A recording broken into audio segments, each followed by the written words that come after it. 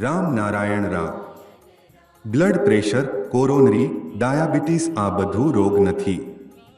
હૃદયના દર્દીઓને પણ ઘણો લાભ થાય છે અને સ્ત્રીઓને પણ થોડો સમય મળે છે. ઘણા લોકો છે કે જે મધ્યરાત્રિએ ભોજન કરવા જાય છે ત્યારે સુધી સ્ત્રીઓ ઊંઘમાં હલકોરા ખાઈ રહી હોય છે. આ પછી સારી રીતે ઘરકામ પતાવી ગુંગળા પાણીથી સ્નાન કરવું જોઈએ. વહેતા પાણી સિવાય અન્ય કોઈ પણ પાણીથી સ્નાન કરવું શરીર માટે સારું નથી. ઘણા લોકો માને છે કે આંખ પર ઠંડા પાણીના છાંટા મારવાથી આંખો સારું રહે છે, પરંતુ એવું નથી.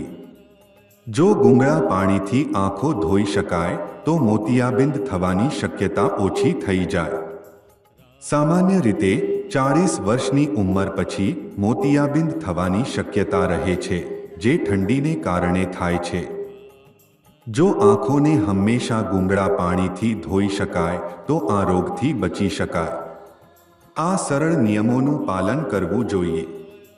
ભોજન બનાવતી વખતે તેમાં શ્વાસ દ્વારા ફૂંક મારવી નહીં, કારણ કે ફૂંક મારવાથી બીજા ઘણા અણગમતા તત્વો ભોજનમાં જોડાઈ શકે છે. માત્ર જપ અને ધ્યાન કરવું જ આધ્યાત્મિકતા નથી. પહેલા મજબૂત પાયો બનાવવો જરૂરી છે. સાંસારિક જીવન માટે આ બાબતોનું પાલન કરવું ખૂબ જ મહત્વપૂર્ણ છે.